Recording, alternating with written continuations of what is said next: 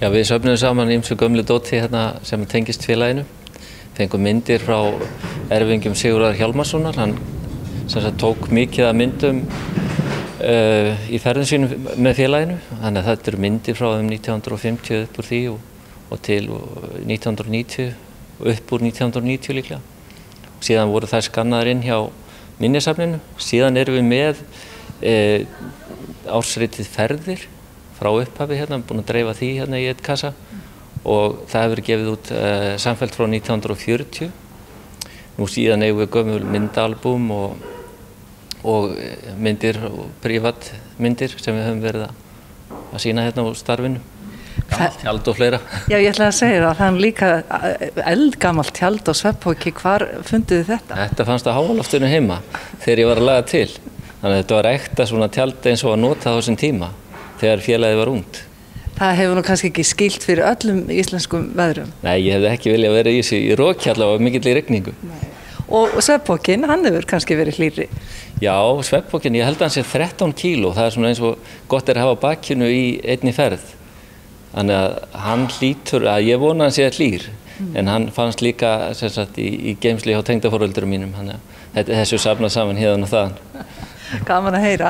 Þetta félagið stofnað 1936, veistu af hvaða þörfum það er gert? Já, það voru bara nokkrir svona öflugir menn sem að vildu breiða út boðskapinn og hérna hvetja til hérna bara skoðunar á landinu og ferða. Og til að svona framan að þá var nú þetta meira rútuferðir, en það ekki almenn bílaeign og kært komið fyrir marga geta farið og skoðað landið. Þannig að þetta hafa ekki verið kannski gönguferðir endilega svo mikið? Nei, ekki nema þá kannski út frá rútuferðunum. Það verið keyrt á einhvern ákveðin stað og svo gengið út frá.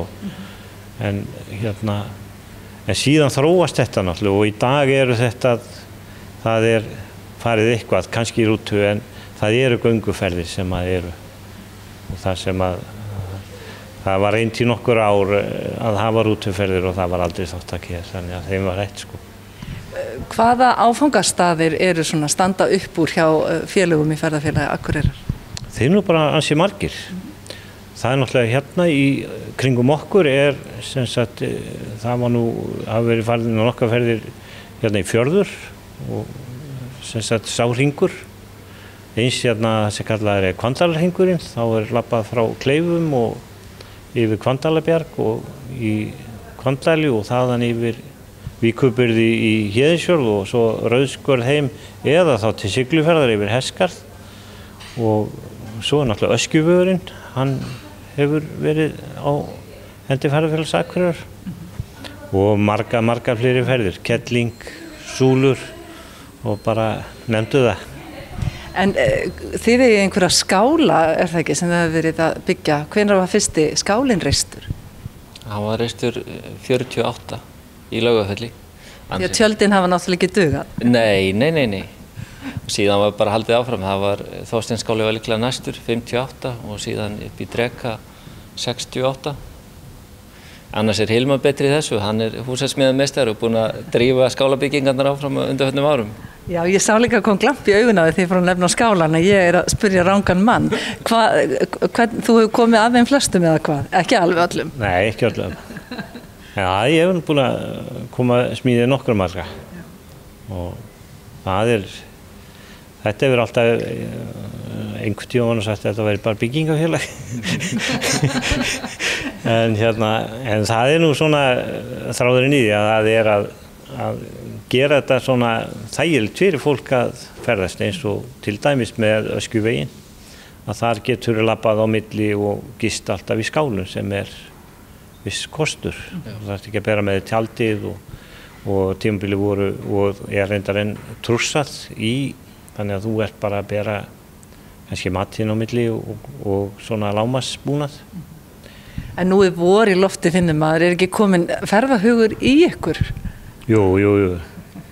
En hvað eru félagarnir margir og hvernig gerist maður félagi í þessu gamla félagi? Það bara að skrá sig í ferðafélag Akureyrar. Það bæði hægt að gera á heimasíðunni og eins að fara á skrifstofuna.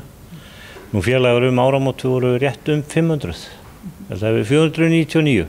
Þannig að þessi einu á eftir að koma? Já, það bara að verði kannski þú, ef þú ert ekki þegar félagi. Hver veit. En sýningin opnar á morgun föstudag og hvað ætli að hafa hana uppi lengi? Hún stendur bara uppi síðan allan aprílmánuð og síðan langum við að benda á það. Við verðum með 3 svona þemafyrirlestra, 14., 20. og 28. apríl. Og þá ætlum við að taka fyrir svona mismunandi þemu. Það eru skálabyggingarnar og það eru hvernig ferðirnar hafa þróast frá þessum rútuferðum og gönguferðum í bland yfir í svona gönguferðir meira og skíðaferðir. Og síðan sko bara ferðamátan. Hvernig menn voru að keyra þarna á gömlu herjeppunum og þessu þarna upp úr stríðinu, finna leiðirnar, keyrðu það sem okkur dettur ekki í hug að keyra í dag. Þannig að það er margt að sjá og þeir sem vilja vera með, þeir bara skrá sig og ferðafélagið og er opið öllum. Að sjálfsögðu og bara viljum sjá sem allra flesta í ferðafélagi Akureyrar.